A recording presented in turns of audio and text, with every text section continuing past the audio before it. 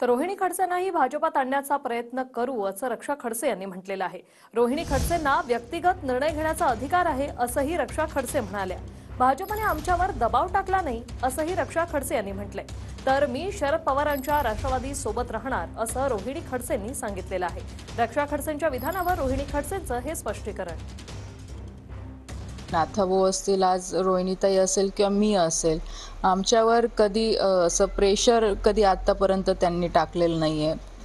त्यांना पण व्यक्तिगत अधिकार म्हणजे व्यक्तिगत निर्णय घ्यायचा अधिकार आहे। मला पण माझे व्यक्तिगत निर्णय घ्यायचा अधिकार आहे आणि साहजिक आहे, आज ते गेल्या अनेक वर्षापासून आज शरद पवार साहेबांसोबत काम करताय। आज त्यांना प्रदेश अध्यक्षाचं पद मिळालेलं आहे, तर त्यांची ती इच्छा आहे। पण आम्ही सुद्धा भविष्यामध्ये प्रयत्न करू की त्यांनी परत भाजप सोबत येऊन काम केलं तर चांगलीच गोष्ट आहे।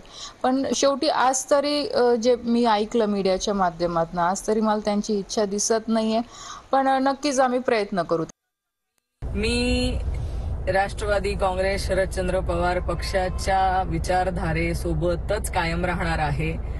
आदरणीय रक्षाताई खडसे यांनी जे इच्छा व्यक्त केली, ही त्यांनी काय इच्छा व्यक्त करावी किंवा काय मत व्यक्त करावे हा त्यांचा वैयक्तिक प्रश्न आहे।